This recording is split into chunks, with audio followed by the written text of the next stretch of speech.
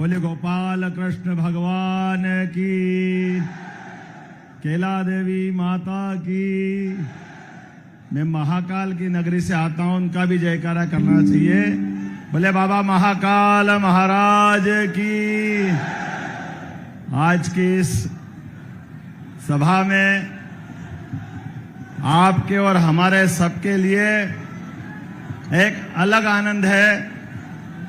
वास्तव में किसी ने अभी संचालनकर्ता ने सही शब्द उपयोग किया है। उत्तर प्रदेश को उत्तम बनाने वाले यशस्वी मुख्यमंत्री महंत श्रीमान आदित्य योगी जी महाराज, आपको प्रणाम करता हूं, आपको नमस्कार करता हूं, बधाई देता हूं।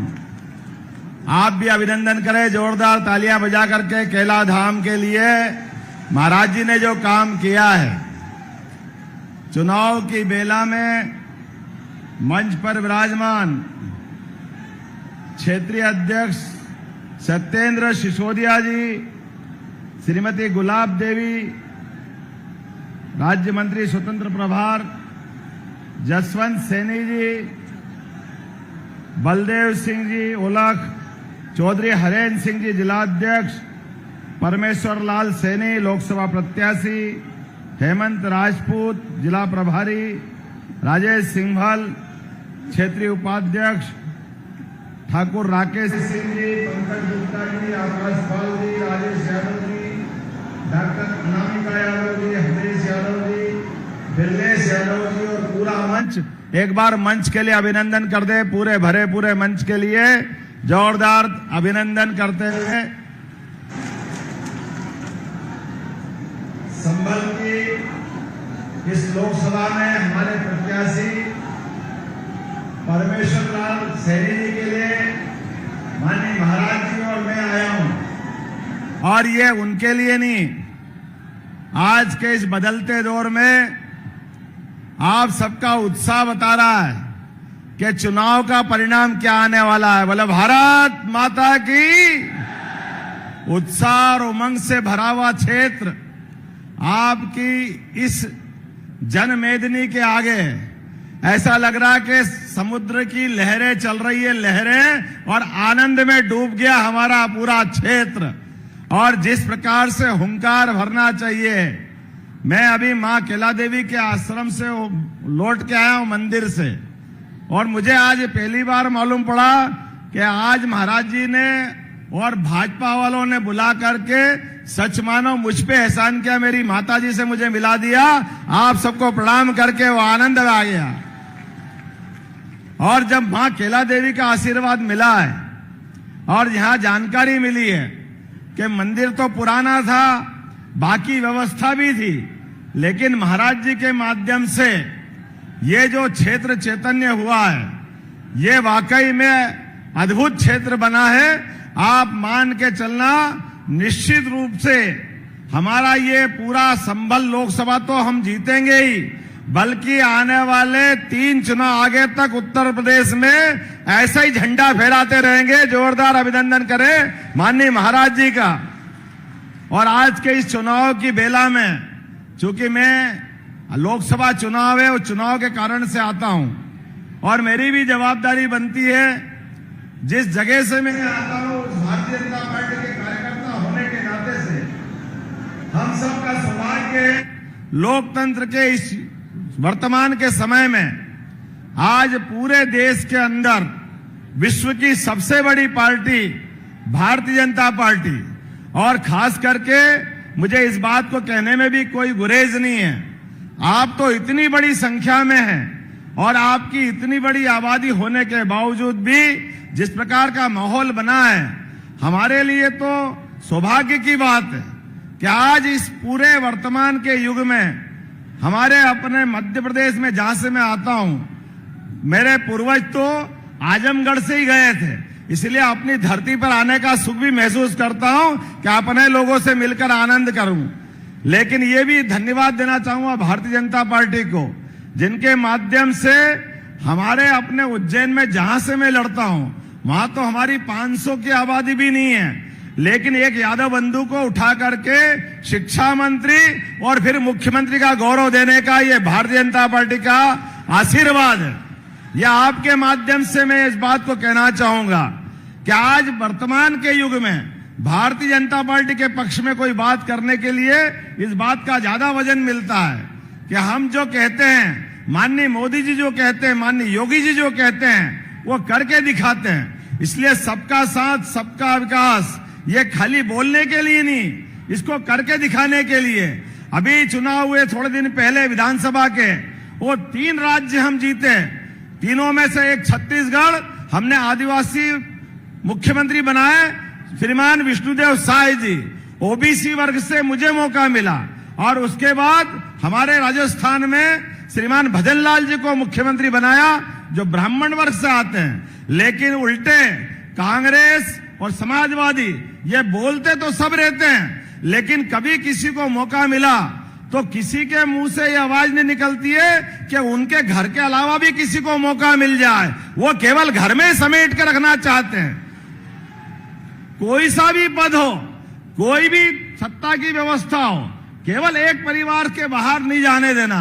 अब सच्चे अर्थों में बताओ, ये क्या सबका साथ सबका विकास हुआ क्या?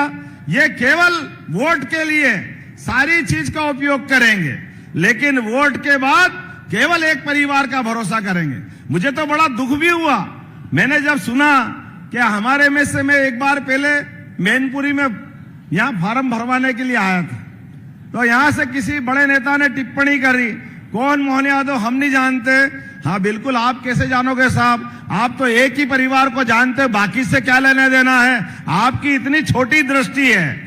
लेकिन मुझे इस बात का गर्व है, भारतीय जनता पार्टी इस बात का जवाब देती है कि किसी भी कार्यकर्ता को किसी भी पद तक पहुंचाने का अगर हिम्मत है तो श्रीमान नरेंद्र मोदी जी में है, श्रीमान हमारे योगी जी में है, जिसके कारण से ये जनसंख्या सैलाब अपनी बात करता है। और इसके साथ साथ केवल एक समाज परिवार इसकी बात नहीं, देश के लिए क्या जरूरी है, देश के लिए क्या आवश्यक है। मुझे खुशी इस बात की कि पहला वोट अगर देश के अंदर माननीय मोदी जी को दिया है, तो मोदी जी के माध्यम से देश के अंदर होने वाली सभी आतंकवादी घटनाएं एक के बाद एक अगर उन पे लगाम लगी, अन्यथा आप देखो पाकिस्तान की सीमा पर हमारे सैनिकों के सर काट के ले जाते थे, हमारे अपने सेना मूक दर्शक बैठी रहती थी। कांग्रेस के लोग कहते हम क्या करें, ये तो पाकिस्तान का हाथ है, पाकिस्तान का हम क्या करें। मुझे इस बात की प्रसन्नता है, 56 इंच वाले ने जब से सरकार संभाली, घर में घुस के मार के ठिकाने लगाने का काम किया है। इनका नाम नरेंद्र मोदी जी है। तब से लगा के आज तक आतंकवादी घटनाएं बंद हुई।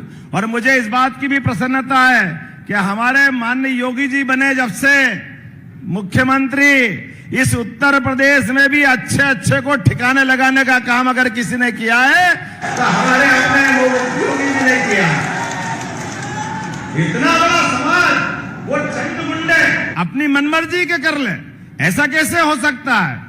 हम सब शपथ लेते हैं संविधान की, कानून और व्यवस्था की, तो कानून और व्यवस्था केवल शब्दों के लिए नहीं होते, इनको चरितार्थ करके दिखाना पड़ता है। यह इसमें पुरुषार्थ लगता है, पराक्रम लगता है, मन की सोच लगती है और मन की निष्कलंकता लगती है। मुझे इस बात की खुशी है, हम केवल बजरंगबली की जय नहीं बोलते हैं, बजरंगबली के सच्चे भक्त होने के नाते से बाबा जी और हम लोग ऐसे गुंडों को ठीक करके लगाते हैं ताकि अपना ये राम राज्य की सच्चे अर्थों में स्थापना हो।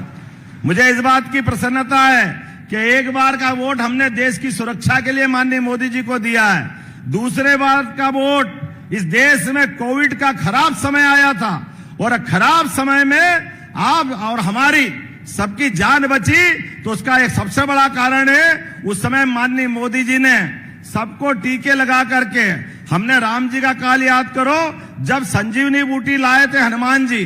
अब हम तो वो केवल पढ़ सकते हैं, सुन सकते हैं, लेकिन आप में से सब बैठे हैं, आप किसी की जान बची है, आप अपने हाथ की बाहें उठा करके देख लेना, इसमें 2 छेद मिलेंगे, 2 टीके सबको लगे होंगे और हर टीके से आवाज आ रही है, नरेंद्र मोदी जिंदाबाद, नरेंद्र मोदी जिंदाबाद। सबकी जान अगर बची है तो कोविड के कारण से बची है। मुझे इस बात को कहने में कोई गुरेज नहीं है कि देश का शासक वो जो समाज की रक्षा करे, देश की रक्षा करे, देशवासियों के प्राण बचाए, कोविड का खराब समय, जब जलाने के लिए शमशान में जगह नहीं मिली, लकड़ियां नहीं मिल रही थी, हॉस्पिटल में घर वाले साथ देने को तैयार नहीं, मौत के बाद लाश आ जाए तो कोई उठाने वाला नहीं, लेकिन ऐसे समय में भी सबसे पहले जिनने देश की सुरक्षा की व्यवस्था संभाली, स्वास्थ्य की संभाली, ये हमारे देश के प्रधानमंत्री नरेंद्र मोदी जी। हमको लगा कि देश का प्रधानमंत्री कैसा होना चाहिए, नरेंद्र मोदी जैसा होना चाहिए। कोविड के कठिन काल के बाद हम सब जानते हैं, अयोध्या में भगवान राम मुस्कुरा रहे हैं, तो किसके कारण मुस्कुरा रहे हैं? बोला जय जय श्री राम। और अयोध्या के बाद बाबा महाकाल का महालोक भी मुस्कुराया। वो तो हमारे मध्य प्रदेश का ही है, मैं वहां का विधायक था। वहां वर्षों से इस बात की कांग्रेस के टाइम बात करते कि महाकाल बना दो, महाकाल का महालोक बना दो, कोई बनाने वाला नहीं। लेकिन मुझे इस बात की प्रसन्नता है, जैसे ही माननीय मोदी जी की सरकार बनी, स्मार्ट सिटी का पैसा आया 800 करोड़, और आज बाबा महाकाल का महालोक बन गया। बाबा जी के कारण से ये केला धाम का आनंद आ गया। जोरदार ताली बजाओ, मुझे तो देख के आनंद आ गया। अरे सच्चे यदुवंशी वो जो धर्म का काम करें। मैं तो बाबा जी को बधाई देना चाहूंगा, सच्चे अर्थ में बाबा जी ने हमारे सभी धर्मस्थल की चिंता की। जोरदार अभिनंदन करो। केला देवी हमारे अपने वंश की माता जी, और उसकी चिंता बाबा जी कर रहे हैं। ये सबके साथ सबका विकास है। और अभी तो हम आगे बढ़े, बाबा महाकाल का महालोक का आनंद आ गया, बाबा विश्वनाथ का आनंद बाबा जी ने कराया। अभी हमारे जमुना जी वाले बुला रहे हैं, बुला रहे कि नहीं बुला रहे हैं? बोलो गोपाल कृष्ण भगवान की। इनके मुंह से एक बार भी नहीं निकलेगा कि हाँ हम मथुरा में भगवान कृष्ण को मुस्कुरा देंगे। अरे गठबंधन भी कर रहे हैं तो भूल गए 5000 साल पुराना इतिहास। 5000 साल पहले भगवान कृष्ण किसी से डरे क्या? अरे कौरवों की ताकत कितनी भी होगी, लेकिन उनके घर में घुस करके दुर्योधन को औकात बता के भगवान कृष्ण आए। वो अपने गोपाल कृष्ण के लिए हम सब आनंदित होते हैं। दुनिया की ताकत कितनी बड़ी क्यों न हो, लेकिन हमारा मार्ग तो धर्म मार्ग होना चाहिए। कोई अधर्म वाले से हम कभी कॉम्प्रोमाइज कर सकते हैं क्या? अभी बड़े भाई छोटे भाई का हम नाटक देख रहे हैं केवल कुर्सी के कारण से। ये कभी कोई सच्चा यदुवंशी नहीं कर सकता। कर सकता है क्या? कभी नहीं कर सकता है। और आपकी बार का 2000 अपना ये 24 का वोट ये गोपाल कृष्ण के धाम को मुस्कुराने के लिए मिलना चाहिए। बोलो मिलना चाहिए कि नहीं मिलना चाहिए? तो हम और आप संकल्प करें, यहां हम अपने एक एक सांसद को जिता के पहुंचाएंगे। जैसे ही भाजपा की सरकार बनी, दुनिया का नंबर 1 का देश बनाने के लिए, मोदी जी के नेतृत्व में तीसरी बार सरकार बनाने के लिए, क्या उत्तर प्रदेश, क्या मध्य प्रदेश, पूरा देश भाजपामय हो चुका है। पूरा देश मोदी जी के नेतृत्व में देश को नंबर 1 का देश बनाने के लिए लगा है। आप और हम सब संकल्प करें, दोनों हाथ की मुट्ठी बांध करके अपने स्थान पर, और एक एक वोट जब तक भाजपा के पक्ष में नहीं डल जाए तब तक शांति से नहीं बैठेंगे। बोलो तैयार है? इधर भी तैयार है तो मेरे साथ बोलो भारत माता की, गोपाल कृष्ण भगवान की जय जय सिया राम। बहुत बहुत धन्यवाद। भारत माता की जय। मैं आभार व्यक्त करता हूं मध्य प्रदेश के यशस्वी मुख्यमंत्री आदरणीय मोहन यादव जी का, कि तमाम व्यस्तताओं के बावजूद भी वो आज की जनसभा में आए और हम सबको संबोधित किया।